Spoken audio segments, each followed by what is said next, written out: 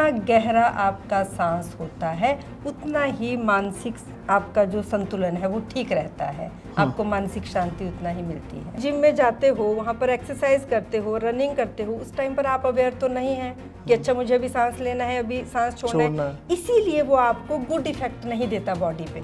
सांसों के द्वारा कैसे हम लोग अपने मन पर संतुलन कर सकते हैं, तो वो 1-2 दिन के एक बार के प्रोसेस करने से ही ये वाली उनको अपने अंदर ये चेंजेस नज़र आते हैं उनको। मुझे ही सांस के देखो बहुत सारे लाभ हैं। सबसे पहला तो सबसे मेजर जो इसका लाभ है वो ये है कि आपके मन को शांत करता है। तो ये जो प्राणायाम हम करते हैं इनसे क्या होता है, 72,000 नाड़ियों की शुद्धि होती है। ध्यान माने not concentration, it's D concentration. News radar में आप सभी का स्वागत है। मैं हूं मुनीश सूद। श्री विजय पथ, जी हां, न्यूज़ रडार द्वारा ये कैंपेन शुरू किया गया है जिसमें yoga and meditation drive towards mental wellbeing and health society, ये हमारा लक्ष्य है। और इसमें हम नशा और अपराध से मुक्त, मानसिक रूप से सशक्त समाज का निर्माण करना, ये हमारी एक कोशिश है। आज इसी सिलसिले में हम आपकी मुलाकात करवा रहे हैं एक ऐसी महिला से जो योग और मेडिटेशन से काफ़ी समय से जुड़ी हुई हैं और ये खुद एक योग शिक्षिका भी हैं और काफ़ी सेमिनार्स ये करती हैं और कई लोगों को योग सिखाती हैं और इनका इस फील्ड में लगभग 25 साल से ज़्यादा का अनुभव है। तो चलिए मुलाकात करते हैं श्रीमती माया वर्धान से। माया जी, स्वागत है आपका द न्यूज़ रडार में। धन्यवाद। जैसा मैंने आपका हल्का सा परिचय दे दिया है कि आप योग और मेडिटेशन की शिक्षिका हैं, तो हमारे दर्शक जान गए होंगे क्योंकि हमारी ये सीरीज़ चल रही हैं योग और मेडिटेशन से कैसे इन चीज़ों से समाज में बेहतरी ला सकते हैं। माया जी, हम सबसे पहले तो यही जानना चाहेंगे कि योग है क्या। मेडिटेशन की बात उसके बाद करते हैं। जी जी जी, ठीक है। तो जो योग है, योग जो है वो हमारा सिर्फ शारीरिक व्यायाम या आसन, उसी को हम योग नहीं बोलेंगे। योग जो है शरीर, मन और आत्मा को संतुलित करता है। अब अगर योग के अर्थ की बात करें तो योग जो है वो युज धातु से लिया गया है और उसका मतलब है जोड़ना। तो किस चीज़ का जोड़ना? शरीर, सांस, मन, आत्मा को एक लय में करना है योग। जी। हाँ। तो आपको क्या लगता है कि जैसे बात आजकल बड़ी ज़्यादा उठने लग पड़ी है, देखिए ये वही चीज़ हो गई कि अब समाज योग की ही बात करता है, अब समाज मेडिटेशन की ही बात करता है। तो ऐसी परिस्थितियाँ क्या हमारे में आ गई कि अब वापस से हम उन्हीं बातों को करने लगे हैं जहाँ से हम शुरू हुए थे। बहुत अच्छा आपने बोला है। देखो, वैसे जो योग का जो आविर्भाव है, जो योग का वर्णन है, वो 5-6 हज़ार साल पहले ग्रंथों में हम देखते हैं तो उसमें आता है। ये हमारे ऋषि मुनियों की ही देन है। लेकिन बीच में कुछ ऐसा समय आया कि हम इससे थोड़ा सा अलग हो गए। लेकिन अभी 10 साल पहले चलें, जब से 2014 में इंटरनेशनल योगा डे हम लोगों ने मनाना शुरू किया, तब से योगों का रुझान जो है तो योगा की तरफ ज़्यादा हुआ है, योगा और मेडिटेशन की तरफ ज़्यादा हुआ है तब से। और आपको पता ही है योगा और मेडिटेशन के कितने सारे लाभ हैं। जब लोगों को फिर से इसके प्रति अवेयरनेस हुई तो लोगों का फिर से इसके प्रति झुकाव बढ़ रहा है। नहीं, पता सबको है कि योग से फ़ायदा होता है जी। लेकिन क्या फ़ायदा होता है ये अभी भी पता नहीं है। अच्छा। ये सत्यता है योग की। हम लोग बोलते हैं कि यार किसी से बात करो ना कि यार ऐसा ऐसा चल रहा है, ऐसा चल रहा है, तो लोग बोलते हैं यार सुबह उठो, भागो, दौड़ो, जिम करो। मुझे भी किया, मैं भी थोड़ा हायर साइड पे हूँ, मेरा भी मोटापा बड़ा है, तो मुझे भी लोग कहते हैं कि योग वोग से कुछ नहीं होगा, उससे आप सिर्फ अपना एक मेंटल बैलेंस बना सकते हो। अगर आपने सही मायने में पतले होना है तो आपको जिम जाना पड़ेगा। अच्छा। तो ये इन चीज़ों से क्या फ़र्क है? योग से आदमी अपने शरीर को बिल्कुल स्थिर रख सकता है, वजन कम कर सकता है। यस, डेफिनेटली कर सकता है। एक्चुअली क्या है, देखो आजकल की जो ज़िंदगी है, हम ऐसे दौर से गुजर रहे हैं जहाँ पर हर व्यक्ति परेशान है। हाँ, उसको मेंटल स्ट्रेस है, चाहे छोटे से बच्चे की बात कर लो, बड़े बुजुर्गों की बात कर लो, हर किसी से जब भी बात की जाए तो बोलते हैं कि स्ट्रेस है। अलग अलग तरह के, अलग अलग एज लेवल के अलग अलग स्ट्रेस हैं। आजकल बच्चों में ही हो गए। मुझे लगता है कि जो छोटे- बिल्कुल छोटे- हाँ। जिस उम्र में हम खेलते थे हमें स्ट्रेस की मतलब समझ नहीं आता था। हाँ। आज बच्चे उस भाषा का प्रयोग करते हैं, प्रयोग उस शब्द का प्रयोग करते हैं कि जी, मुझे जी। स्ट्रेस है। हाँ। समझ नहीं आता किस चीज़ का। सब सुख सुविधाएं होने के बावजूद भी बच्चे कहते हैं we are under stress. Under stress, हाँ। तो यही है कि आज का दौर ही ऐसा चल रहा है, लेकिन हम लोगों को ही इसके लिए काम करना है। अब देखो आपने बोला जैसे कि मेंटल स्ट्रेस, अब देखो हम केवल अपना शरीर नहीं है, हाँ? अब हमारा शरीर है, इसके साथ हमारी सांसें भी जुड़ी हैं, हमारा मन भी जुड़ा है। और जब हमारी सांसें ठीक रहेंगी, हमारा मन ठीक रहेगा, तो ऑटोमेटिकली आपका जो मानसिक स्वास्थ्य है वो अच्छा हो जाता है। ठीक है। अब देखो जैसे जब बच्चा या मनुष्य जन्म लेता है तो सबसे पहला काम वो क्या करता है? सांस लेता है। और जब हम संसार को छोड़ के जाते हैं तो सबसे अंतिम कार्य क्या करते हैं? सांस को छोड़ते हैं, है ना। तो सांस का जो है हमारी लाइफ में बहुत इम्पोर्टेंट है, बहुत बड़ा रोल है, बहुत महत्व है इसका।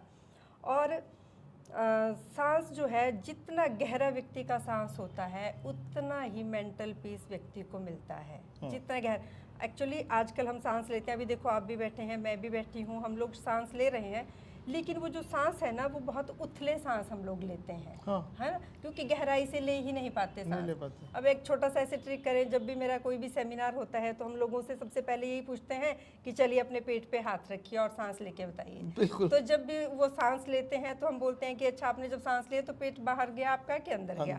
तो लोग मैक्सिमम बोलते हैं कि पेट अंदर गया। अब जब सांस लेते हैं तो कुछ तो था, जो ऑक्सीजन थी, हवा थी, जब हमारे शरीर में गई तो वो कहाँ गई? उससे क्या है कि हमारा तो पेट एक्सपैंड होना चाहिए था, लंग्स फूलने चाहिए थे, छाती, लेकिन हो रहा है इससे अपोजिट, क्योंकि हमारे अंदर अवेयरनेस ही नहीं है, हमें पता ही नहीं है। हम कुछ भी काम कर रहे हैं, कुछ भी, अभी कोई भी काम कर रहा हो कोई भी व्यक्ति, लेकिन उसके साथ साथ में उसके दिमाग में क्या चला रहता है? थॉट्स। उसको पता ही नहीं है मैंने कब सांस लेनी, मैंने कब सांस छोड़नी। तो योग में हम सबसे पहले क्या करते हैं कि कब आदमी को सांस लेना है और कब आदमी को सांस छोड़ना है, तब वो इफेक्टिव होता है। अदरवाइज जैसे आपने अभी बोला कि मैं जिम की बात करी, अगर आप जिम में जाते हो, वहाँ पर एक्सरसाइज करते हो, रनिंग करते हो, उस टाइम पर आप अवेयर तो नहीं है कि अच्छा मुझे अभी सांस लेना है, अभी सांस छोड़ना है, इसीलिए वो आपको गुड इफेक्ट नहीं देता बॉडी पे। अच्छा। और जब आपको बॉडी पे, मन पर गुड इफेक्ट चाहिए तो आपको सांसों का पता होना चाहिए कि कब मुझे सांस लेना है, कब रोकना है और कब मुझे सांस छोड़ना है। ये सब चीज़ें योग से आएंगी, योग से आएंगी। और इसमें देखो योग जो है, जैसे मैंने अभी बोला कि शरीर पे तो काम करता ही है, अब मन को कैसे स्वस्थ रखेगा योग? तो इसके लिए है प्राणायाम। प्राणायाम के बारे में आपने सुना ही होगा। प्राणायाम, प्राण माने लाइफ फोर्स, एनर्जी, जीवन ऊर्जा, आयाम माने उसको दिशा देना, उसको विस्तार देना। तो प्राणायाम में हम क्या करते हैं, जब भी हम प्राणायाम सीखते हैं तो उसमें होता सांसों की क्रिया ही है वो, है ना। कब हमें सांस लेना है, कितनी देर सांस लेना है, कितनी देर उसको रोकना है और कब उस प्राण को, सांसों को छोड़ना है। अच्छा, ये भी बड़ा, हाँ, इससे माया जी क्या इफेक्ट पड़ता है? ये देखिए हम भी योग शब्द सीखते हैं, जी। मैं भी आपके सेमिनार्स में काफ़ी आया हूँ और काफ़ी लंबे समय तक आपसे जुड़ा हुआ रहा हूँ, लेकिन सही मायने में मैं भी इस बात को नहीं समझ पाया हूँ कि ये जो सांस जैसे कहते हैं सांस लीजिए, रोकिए, छोड़िए, रोकिए, मतलब ये इस प्रक्रिया से क्या होता है? ऐसा क्या है? जैसे सांस पहले बोलते हैं रुकिए, फिर लीजिए, फिर रोकिए, फिर छोड़िए, फिर रोकिए, ये उससे क्या होता है? इससे क्या होता है ना कि सांस ऐसे जब भी हम लेते हैं तो हम गले तक सांस लेते हैं, लेकिन जब हम बोलते हैं सांस लंबा गहरा लीजिए, तो वो जो सांस हमने जब तक लेना है तब तक उसको छाती से गुजरते हुए उसको पेट तक पहुंचाना है। अच्छा। फिर वहाँ पे उसको रोकना है। उसके बाद फिर धीरे धीरे धीरे धीरे करके हमने उस सांस को बाहर जाने देना है। ओके। तो इससे मेंटल पीस मिलता है। जितना गहरा आपका सांस होता है उतना ही मानसिक आपका जो संतुलन है वो ठीक रहता है, आपको मानसिक शांति उतना ही मिलती है। अच्छा, इसका सांसों का भी कोई नाम होता है कि ये? हाँ जी, सांसों के भी नाम होते हैं। जैसे अभी जो हम ले रहे हैं इसको बोलते हैं साधारण सांस। एक होता है उज्जयी सांस। वो कैसा होता है? उज्जयी सांस माने उच्च माने ऊंचा, जयी माने विजयी।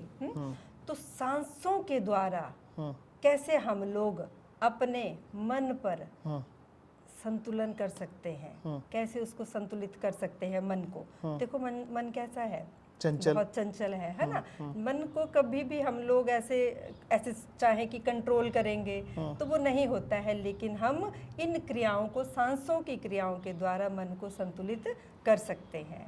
लेकिन देखो पता सबको है कि इन क्रियाओं को करने से ऐसा होगा, लेकिन जब करने की बात आती है समय नहीं है, नहीं कर पाते हैं। लेकिन ये करके ही होगा, योगा में तो करके ही होगा। बैठना भी पड़ेगा, समय भी देना पड़ेगा। लोग लोगों को योगा का क्या लगता है कि उनको लगता है कि बड़ा स्लो है। नहीं, ये देखो ये पुरानी धारणाएं थी। लोगों को लगता था कि योगा स्लो प्रोसेस है, लेकिन आजकल के समय में आप देखो, हम लोग यहाँ पर, मैं 1 घंटे की क्लास लेती हूँ, शाम को हमारी क्लास चलती है, सुबह भी चलती है। तो वो लोग इतना, मतलब मेरे पास ऐसे पेशेंट आए, उन्होंने बोला कि उनको नींद की प्रॉब्लम है, अनिद्रा की शिकायत उनको थी, उनको नींद नहीं आती। तो जब मैंने उनको योग कराया, जो भी हमने क्रियाएं करी, उसके बाद थोड़ा सा प्राणायाम कराया और उसके बाद उनको योग निद्रा में सुला दिया। हमारी योग निद्रा होती है सिर्फ 5 मिनट की। तो 5 मिनट के बाद जिस व्यक्ति ने, जिस लेडी ने ये बोला था कि मुझे नींद की प्रॉब्लम है, और उसको 10 मिनट तक हमने छुआ नहीं, जो योग निद्रा के बाद वैसे ही सो जाते हैं, जिनको नींद आ जाती है, हम उनको नहीं उठाते। हम लोग उसमें इंस्ट्रक्शन भी देते हैं कि आप दाईं तरफ करवट करके उठ जाइए। तो जो नहीं उठते हैं, जिनको गहरी नींद आ जाती है उस टाइम पर, उनको हम वैसे ही सोए रखते हैं 5-7 मिनट के लिए। अच्छा। तो वो 1-2 दिन के एक बार के प्रोसेस करने से ही ये वाली उनको अपने अंदर ये चेंजेस नजर आते हैं उनको। ये सांसों की प्रक्रिया, योग क्या है ना, एक पैकेज है। शरीर पे काम करेगा, सांसों पे काम करेगा, मन पे काम करेगा। हाँ, देखो जो हमारा शरीर है ना, हमारे शरीर के अलग अलग स्तर है। जैसे शरीर, सांस, मन, बुद्धि, चित्त, अहंकार, स्वभाव, ये सारे हैं। इन सब चीज़ों से मिलकर हमारा अस्तित्व बना है। आपने सुना होगा ना एग्जिस्टेंस, है ना, कि हर एक ह्यूमन का, हर एक मनुष्य का एक एग्जिस्टेंस होता है, उसके अलग अलग लेवल होते हैं। तो इन सब चीज़ों के साथ मिलकर मनुष्य बना है। सिर्फ हम अपना शरीर नहीं है ना। शरीर है तो उसको कौन चला रहा है? सांसें, है ना। और सांसें हैं, शरीर है, लेकिन मुझे क्या करना है, वो हमें कौन बोलता है कि चलो तुझे ये करना है? हमसे कोई भी काम कौन करवाता है? हमारा मन, है ना। अब मन तो देखो चंचल है, बहुत कुछ बोलता है कि मुझे ये भी करना है, ये भी करना है, लेकिन मेरे लिए क्या सही है, क्या नहीं है, उसका डिसीजन कौन लेता है? हमारी बुद्धि, है ना। डिसीजन ले भी लिया, उसका जो रिजल्ट आता है, किसी चीज़ का रिजल्ट अच्छा आता है, किसी चीज़ का रिजल्ट अच्छा नहीं आता है, तो वो उसको एनालाइज कौन करता है? जो हमारा चित्त है, मेमोरी है, उसको एनालाइज करती है। तो इन सारी चीज़ों को मिलाकर जो है तो हमारा एक स्वरूप बनता है, हमारा अस्तित्व बनता है। अच्छा, इसका है। आप, हम सांसों की बात कर रहे थे, मैं चाहूँगा कि सांसें आपने, एक तो साधारण सांस, एक उज्जयी सांस, और कोई भी नाम होता है सांस का? 2 मेन सांस। उज्जयी सांस थोड़ा सा मैं चाहूँगा कि हमारे दर्शकों को आप वैसे ही बता दें। जी, हाँ।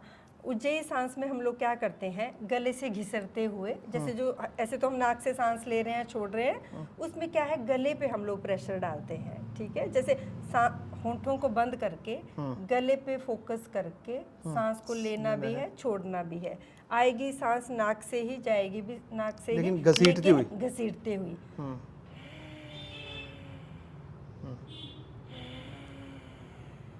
अच्छा, यहाँ से आई ये उज्जयी सांस। जी। तो मैं पूछ रहा था आपसे कि उज्जयी सांस से जो है, जो आपने बताई गले से घसीट के लेनी है, इनके लाभ क्या है? उज्जयी सांस के देखो बहुत सारे लाभ हैं। सबसे पहला तो सबसे मेजर जो इसका लाभ है वो ये है कि आपके मन को शांत करता है।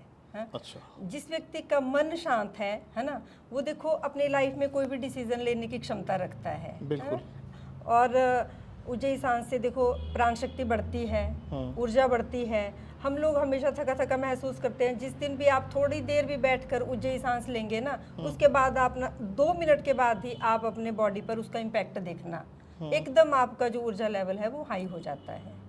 जी हाँ, हमने सुना भी है ना, जैसे हम बोलते हैं ना, कि बोलते हैं अगर आपको बहुत किसी पे बहुत ज़्यादा गुस्सा आ रहा हो, हाँ जी, तो उस टाइम भी यही कहा जाता है कि शांति से लंबे और गहरे सांस। अगर हम 2-4 मिनट गहरे और लंबे सांस लेते हैं तो उसमें ऐसा लगता है कि हम उस समय अपने को कंट्रोल कर लेते हैं, और जो उस टाइम हमारा रिएक्शन होता है उसमें काफ़ी फ़र्क आ जाता है। फर्क आ जाता है। हाँ, और यही बात मैं आपसे प्राणायाम पे भी आ रहा था। जी। आपने जैसे प्राणायाम की बात की, तो कितने प्रकार के प्राणायाम होते हैं? बहुत तरह के प्राणायाम हैं। देखो जितने भी ये प्राणायाम है ना, हमारे शरीर में ऐसा माना जाता है 72,000 नाड़ियां हैं, है ना, 72,000 नाड़ियां हैं। तो ये जो प्राणायाम हम करते हैं, इनसे क्या होता है, इन 72,000 नाड़ियों की शुद्धि होती है। अच्छा। अब आप सोचो, हाँ, कितनी सारी नाड़ियां हैं और कितने सारे हमारे प्राणायाम हैं, लेकिन जो मेन है, जो हम अपने दर्शकों को बताना चाहते हैं, वो मेन जो प्राणायाम है, सबसे पहले तो आता है अनुलोम विलोम। हर कोई जानता है अनुलोम विलोम के बारे में। नाड़ी शोधन भी बोलते हैं उसको, अनुलोम विलोम भी बोलते हैं। नाड़ी शोधन, देखो इसीलिए नाड़ी शोधन बोलते हैं कि वो नाड़ियों का शोधन करता है, नाड़ियों को शुद्ध करता है। अब नाड़ी शोधन के लिए मैं आपको थोड़ा सा बता दूं कैसे करते हैं। नाड़ी शोधन में हम लोग क्या करते हैं कि लेफ्ट साइड से सांस लेना है, आपको बाईं तरफ से सांस लेना है और आपको दाईं तरफ से छोड़ना है। अब जहाँ से आपने सांस छोड़ा है वहीं से आपको सांस लेना है दाईं तरफ से, और फिर बाईं तरफ से उसको जाने देना है। मुद्रा बता इसको दीजिए। करने की मुद्रा ये है, जैसे ये जो आपका अंगूठा है इसको राइट नॉस्ट्रिल में, और जो रिंग फिंगर है इसको लेफ्ट में, और ये दो उंगलियां आईब्रोज के बीच में ऐसे भी रख सकते हैं, इसको ऐसे भी कर सकते हैं ये। और आपकी रीढ़ की हड्डी सीधा होनी चाहिए। इसको ऐसे करेंगे, लेफ्ट साइड से सांस भरें और दाएं से छोड़ें। अब दाएं से सांस लें और बाएं से जाने दें, और लंबे गहरे सांस इसमें आपने लेने हैं। जितना गहराई से सांस छोड़ेंगे उतना ही इम्पैक्ट आपकी बॉडी पे और जो आपका लेफ्ट हैंड होता है उसको योग, उसको चिन्ह मुद्रा में चिन्ह रखेंगे। मुद्रा में जी, रखते उसको चिन्ह मुद्रा में अपने घुटने के ऊपर रखेंगे। और देखो, पालथी मार के नीचे बैठो। अगर कोई नहीं बैठ सकते हैं, किसी को नी प्रॉब्लम है, कोई इंजरी है, तो अलग बात है। अदरवाइज सुखासन में पालथी मार के नीचे बैठना चाहिए। इससे कब करना चाहिए? इसको किसी भी समय पे कर सकते हैं आप। सुबह, अगर शाम, अच्छा वैसे कभी भी कर सकते हैं, लेकिन जो बेस्ट समय है वो है आपका अर्ली मॉर्निंग। मैंने कहीं पढ़ा है कि जैसे ये प्राणायाम अच्छा, बहुत बेहतर प्राणायाम है, लेकिन ये गर्मियों में इसकी महत्वता बढ़ जाती है। जी, ऐसा भी है? हाँ, गर्मियों के लिए देखो एक और 2-3 और प्राणायाम है। जैसे अभी बहुत गर्मी वाला मौसम है, तो उसके लिए एक आता है शीतली प्राणायाम। हाँ जी, इतनी गर्मी में भी आप अपने शरीर को कैसे ठंडा रख सकते हैं। हाँ, तो शीतली प्राणायाम में हम लोग क्या करते हैं, इसकी 2 वेरिएशंस हैं। एक है जैसे अपने दांतों को आपने ऐसे किया, होंठों को खोल दिया, और जो आपकी जीभ है उसको तालू पे लगा दो ऊपर। हाँ, फिर आपको सांस लेना है, होंठों को बंद करके नाक के द्वारा उस सांस को छोड़ना है। इसको आप करके देखिए और देखो, महसूस करो अपने शरीर पे। चलिए, दांतों को जोड़िए, जीभ को ऊपर लगाइए, सांस लीजिए, होंठों को बंद कीजिए, अब नाक के द्वारा सांस को छोड़ें। और अगर आप इसको आंखें बंद करके करोगे तब तो आप अभी 1 सेकंड में आप इसका इम्पैक्ट अपनी बॉडी पे देख सकते हो। लगा आपको ठंडा? लगा ना, यहाँ तक पूरा ठंडक गया। हाँ, तो ये है शीतली प्राणायाम। इसका एक वेरिएशन ये है, और इसका एक वेरिएशन है, ये जो हमारी जीभ है इसको हम ट्यूब की तरह बनाएंगे। फिर ऐसे सांस लिया, लंबा सांस, होंठों को बंद किया, फिर नाक के द्वारा ही गहराई के साथ सांस छोड़ना। जितना गहरा हम सांस लेते हैं उससे ज़्यादा गहराई के साथ आपको सांस को छोड़ना है। मुझे लग रहा है कि योग सांसों की ही गेम है, सांसों की ही, और जिसने इस पे नियंत्रण कर लिया उसे किसी चीज़ की आवश्यकता नहीं है। अब बोलते हैं ना कि जो हमारा मन है वो एक पतंग की तरह है ना। पतंग क्या करता है? उड़ता है।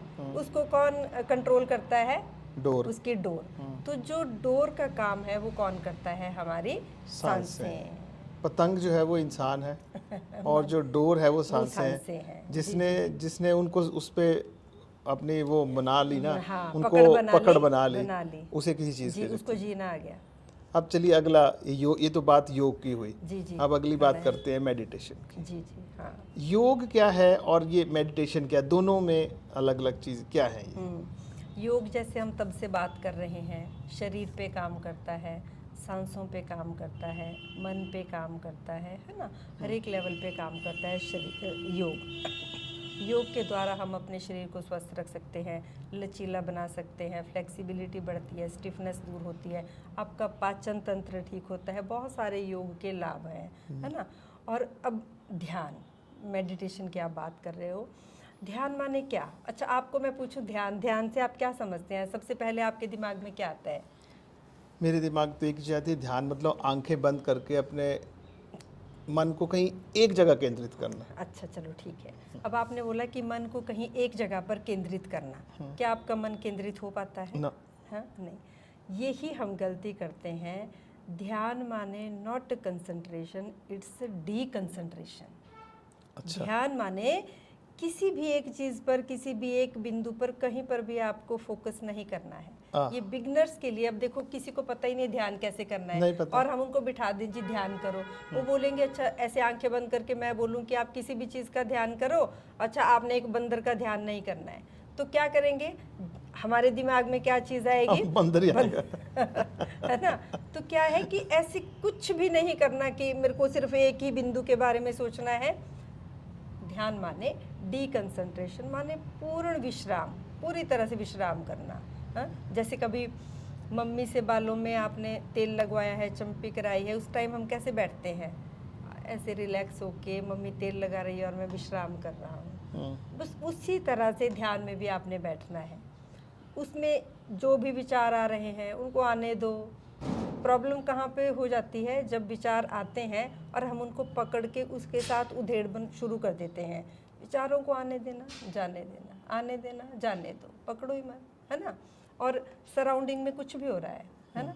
तो कुछ भी हम बोलते हैं उसको कि जो भी आवाज़ें आ रही हैं उनको स्वीकार कर लो, उनको सबको स्वीकार कर लो। प्रॉब्लम कहाँ पे है? जहाँ पे हम स्वीकार नहीं करते हैं, है ना? एक्सेप्टेंस नहीं है जहाँ पर, वहीं पे प्रॉब्लम आती है। तो जब स्वीकार कर लिया कि अच्छा बाहर से आवाज़ें आ रही हैं, तो थोड़ी देर के बाद क्या होता है कि हमें वो आवाज़ें सुनना भी बंद हो जाती हैं, है ना? तो ध्यान माने सजगता पूर्वक अपनी सांसों पे, बस सांसों पे ध्यान। सांस आ रही है, जा रही है, आ रही है, जा रही है, जो विचार आ रहे हैं, जा रहे हैं, बस वही ध्यान है। स्टार्टिंग में बिगनर्स के लिए यही ध्यान है। इसके बाद जब आपको धीरे धीरे 5 मिनट आंखें बंद करने की आदत आ जाती है, 10 मिनट आ जाती है, फिर इसके बाद आप घंटों बैठ सकते हैं ध्यान करने के लिए।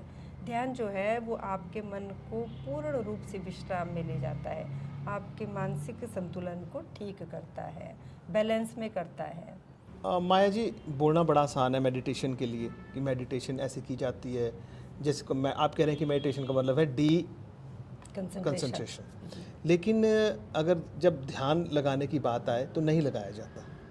आम व्यक्तियों से मैंने भी देखा है, मैं खुद इसका भोगी हूँ, मैंने भी कोशिश की, लेकिन मैंने ये देखा कि ध्यान लगाना आसान नहीं है। तो इसे आप कैसे, इसको सरल तरीके से कैसे किसी व्यक्ति को, देखिए कहीं बैठा था कुछ दिन पहले, तो किसी महिला से मेरी बात होती, कहती मैं सुबह 4 बजे उठ जाती हूँ, फिर 1 घंटा ध्यान में बैठती हूँ। इतना बोलने में तो आसान लगा, लेकिन हमसे तो 1 मिनट नहीं बैठा जाता ध्यान लगाने। कैसे बैठा जाए और कैसे इस पे काबू पाया जाए? देखो, ये बहुत आसान है। जैसे आप बोलते हैं कि ये कठिन है, हाँ ये कठिन उन लोगों के लिए है जिन्होंने अपने शरीर के लिए, अपने मन के लिए अभी तक कुछ भी नहीं किया है। लेकिन धीरे धीरे जो लोग अपने शरीर के लिए काम करते हैं, प्राणायाम करते हैं, धीरे धीरे वो लोग ध्यान की तरफ बढ़ते हैं। पहले आपको सारी योग की क्रियाएं करने पड़ेंगी, उसके बाद आप मेडिटेशन। ऐसा जरूरी नहीं है कि सारी क्रियाएं करनी पड़ेंगी, लेकिन 5-7 मिनट अपने शरीर को देना जरूरी है। अच्छा, उससे मतलब है जब आप पूरे एकाग्रता से बैठ जाइए। एकाग्रता से, हाँ, आपको थोड़ा सा अपने आप को हल्का सा डिटैच करना है। जो भी आपकी सराउंडिंग में आपने जो चीज़ें अपने आसपास बिखेर के रखी हैं, उनको थोड़ा सा अपने मन को पहले समझाइए कि मुझे 10 मिनट के लिए इन सभी चीज़ों, अभी देखो आजकल हर एक कुछ भी कोई काम करने लगता है, फ़ोन की बेल सबसे पहले बज जाती है ना? तो अपने फ़ोन को साइड करके अपने आप को थोड़ा सा टाइम दो, अपने साथ एक कमिटमेंट करो कि 10 मिनट मुझे अपने साथ ही बैठना है। और जब आप 10 मिनट के लिए इस तरह से अपने मन को समझा लेते हो कि मुझे अपने साथ ही बैठना है, मुझे अपनी सांसों पे ही ध्यान देना है, तो ध्यान घटित होता है। अच्छा। आप ये करके देखिएगा। हाँ, अपने आप को समय दो, अपने मन को पहले ऐसे कमिटमेंट करो कि मुझे अपने लिए समय देना है, तो घटित होता है। और जो विचार उस समय आते हैं, विचारों को आने देना, आपने विचारों को आने देना, सजगता के साथ कुछ भी विचार आ रहे हैं, कोई बात नहीं, नेगेटिव पॉजिटिव आए, बस उनको आने देना और सजगता पूर्वक जाने देना। आपने गौतम बुद्धा जी को देखा होगा, इस मुद्रा में बैठे रहते हैं, है ना। गौतम बुद्धा जी जहाँ भी होते हैं यही मुद्रा उनकी ज्यादातर रहती है। तो वो एक मैसेज देते हैं हम लोगों को, इधर से आने दो और इधर से जाने दो। अच्छा, आने देना जाने देना, आने देना जाने देना। अच्छा। प्रॉब्लम कहाँ पर होती है? जब हम इनको पकड़ लेते हैं। हैं। और पकड़ के रखते हैं, कस के पकड़ते हैं। जितने ज़्यादा कस के आप पकड़ेंगे उतना ही आप परेशानी में गिरते चले जाते हैं। आने दो जाने दो। ध्यान का मतलब यही है कि आपने अपने को कैसे विश्राम देना है, कैसे आपने अपने आप को रिलैक्सेशन। अब आप मुझे बताइए, जैसे मेडिटेशन जो है इससे कैसे बदलाव लाया जा सकता है? जैसे हम देखते हैं कि लोग बड़े आजकल बड़े उनमें पेशेंस लेवल जो है बड़े लो हो गए हैं, एंगर बहुत ज़्यादा हो गया है, गुस्सा बहुत ज़्यादा हो गया है। लोग मतलब उन जगहों उन रास्तों पे निकल पड़े हैं जिन रास्तों पे नहीं चलना चाहिए। तो कैसे योग और मेडिटेशन से इन चीज़ों को कंट्रोल किया जा सकता है? जी। अब देखो हम बात करते हैं सोसाइटी की, फलां व्यक्ति फलां ये। सबसे पहले क्या होता है कि इन चीज़ों से किस में सुधार होगा? सबसे पहले मुझे अपने भीतर सुधार करना है, मुझे अपने लिए काम करना है। जब मैं अपने शरीर पे काम करूंगी, अपनी सांसों पे काम करूंगी, तो उससे क्या होगा? मेरा मन शांत होगा, है ना। जब मेरा मन शांत होगा तो क्या होता है? पहले एक व्यक्ति से शुरुआत होती है, फिर धीरे धीरे एक परिवार से शुरुआत होती है, ऐसे ही फिर समाज में शुरुआत होती है और धीरे धीरे हम लोग अपने समाज के लिए कुछ कर सकते हैं। तो ये तो करना तो पड़ेगा। और जैसे बच्चे हैं आजकल, वो बड़े हमारे बच्चे बड़े इम्पेशेंट हो गए हैं, हाँ, बात ही नहीं सुनते हैं, मोबाइल्स पे लगे रहते हैं। इनको भी अच्छा ये बताओ कि वो क्यों नहीं सुनते? सबसे पहले देखो बुरी बात लगती है सुनने में, लेकिन इसके लिए हम लोग ही जिम्मेदार हैं। हम लोगों को पहले अपना लाइफस्टाइल चेंज करना पड़ेगा। अब देखो सुबह उठ के माँ बाप भी क्या करते हैं? सबसे पहले फ़ोन ले लेंगे। आजकल ट्रेंड बन गया गुड मॉर्निंग के मैसेज करने का। तो बच्चा आपको क्या देख रहा है? जब से वो पैदा हुआ है वो क्या देखता है कि माँ बाप दोनों ने फ़ोन लिए हुए हैं, है ना। तो थोड़ा थोड़ा इन चीज़ों से जो है तो हम लोगों को ही कुछ अपने लिए कदम उठाने पड़ेंगे, अपने लाइफस्टाइल को थोड़ा सा चेंज करना पड़ेगा।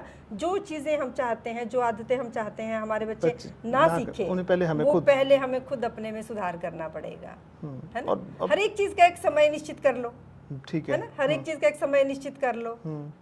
उस समय मोबाइल अब देखना है, योगा। हाँ, अब जैसे योगा है, तो बच्चों में किस उम्र में बच्चों को योग में डाल देना चाहिए? जी, बच्चे जो है, ये बहुत अच्छा क्वेश्चन है आपका।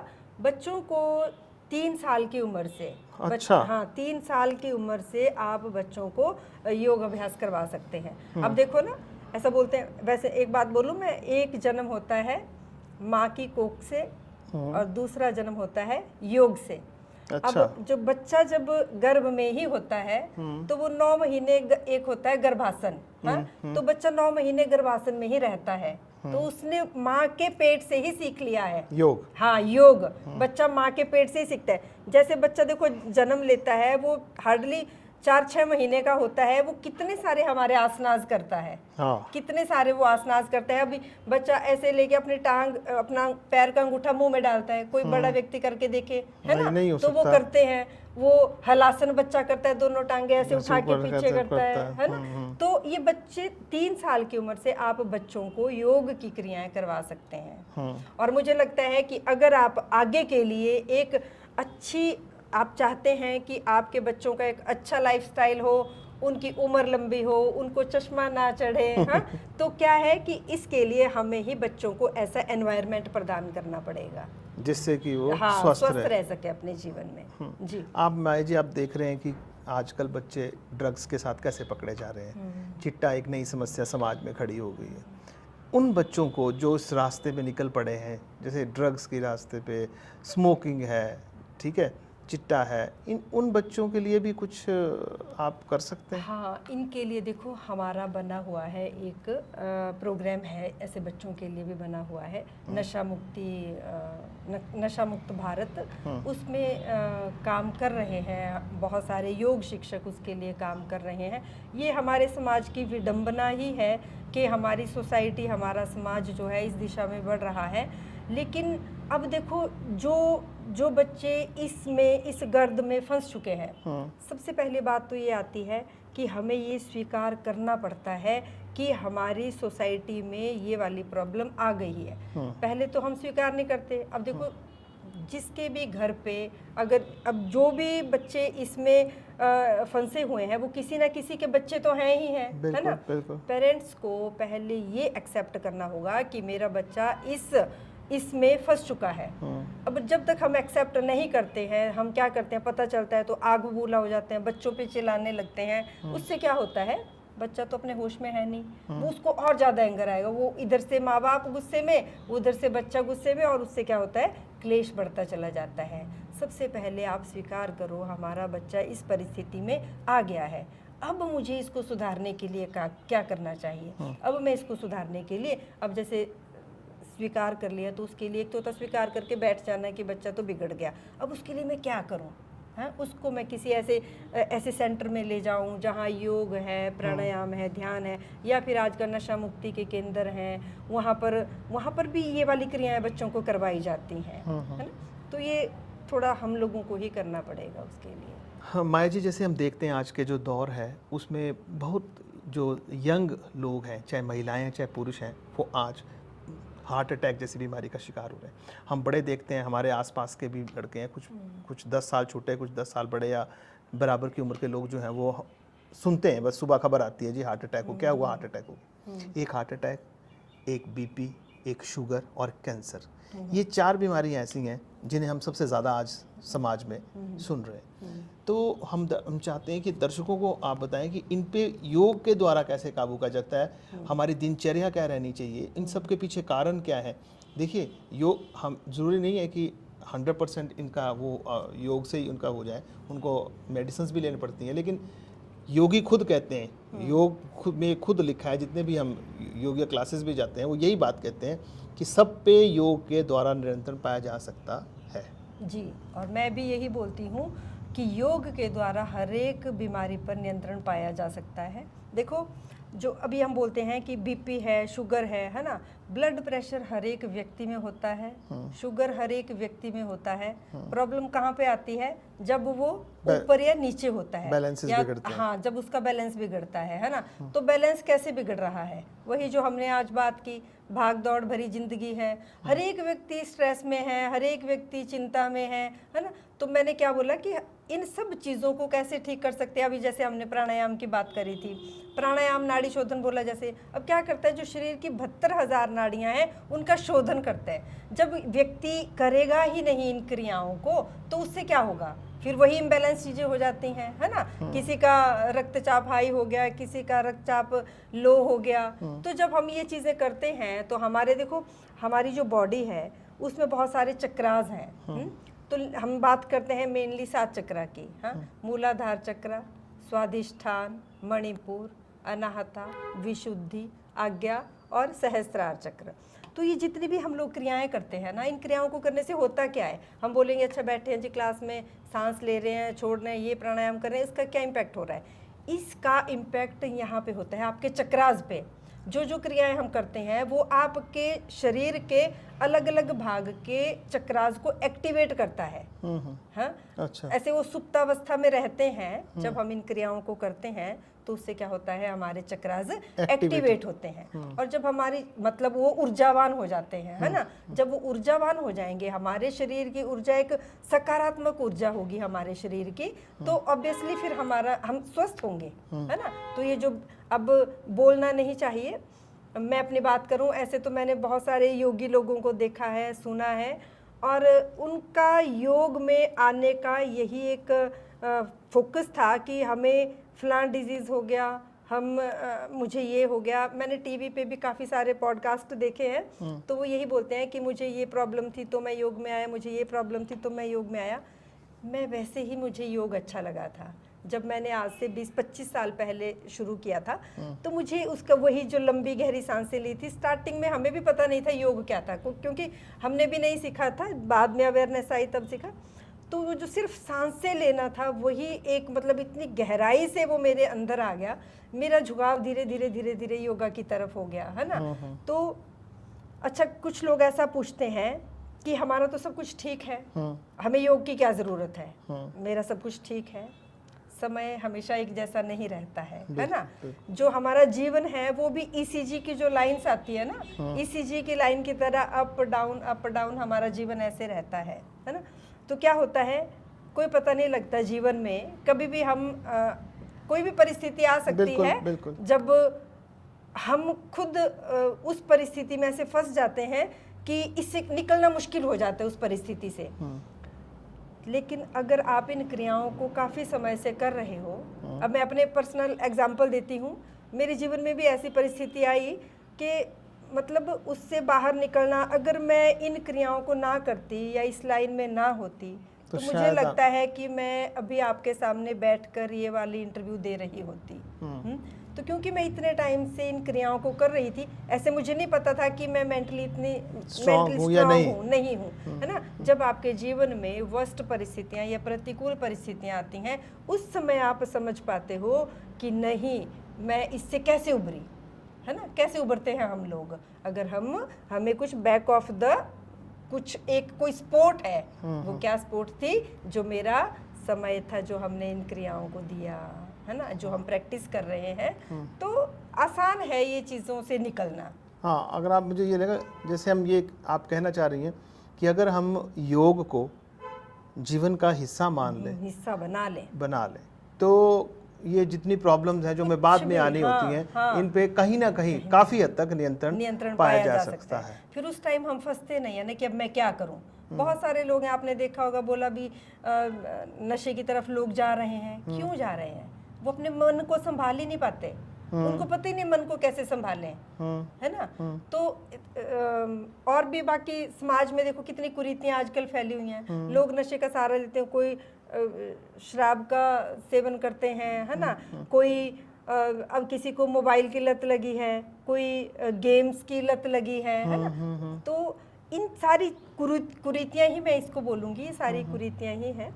इन सब से हमें कैसे निकलना है, अपने आप को समय दे के, हाँ, वही प्राणायाम, वही योग करके। मैं देखिए, ये तो आपने बड़ी अच्छी बात बोली, लेकिन हर व्यक्ति आज बड़ा बिजी है। हर आदमी कह रहा है मेरे पास समय नहीं है। अगर सपोज जैसे आप योगा क्लास लेती हैं, सुबह भी लेती हैं, शाम को भी लेती हैं, लेकिन कुछ लोग ऐसे हैं जो क्लासेस ना सुबह के समय है ना शाम को समय है। ऐसे लोगों के लिए कुछ ऐसे आपके पास टिप्स हैं कि वो घर पे बैठे ही हैं, उनको जो, देखिए आपके समय के हिसाब से वो नहीं आ पा रहे हैं, या जहाँ पे भी शहर में क्लासेस योगा लग रही हैं उसमें नहीं, तो वो घर में कैसे रह के या अपने ऑफिस में बैठे बैठे पूरा दिन में ऐसी क्या क्रियाएं करें कि वो अपने जो है मन में संतुलन बना लें? देखो, पहले तो ना आपको अपना एक दिनचर्या का स्टाइल चेंज करना पड़ेगा, है ना। जब भी हम सुबह उठते हैं, सुबह उठने से चलो स्टार्ट करते हैं हम लोग, है ना।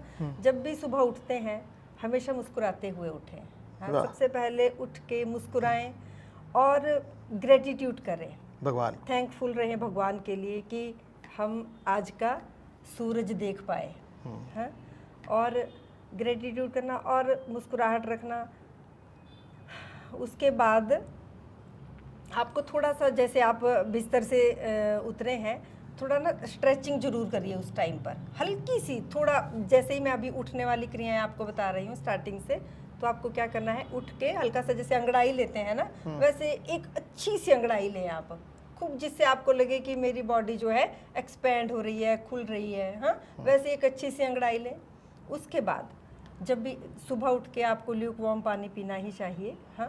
तो एक होता है ना मलासन में बैठना, या कुकड़ू बैठना, ऐसे बैठते हैं ना टांगों के सहारे, जैसे पुराने टाइम में, उस आसन में बैठ के आपको पानी पीना है सुबह।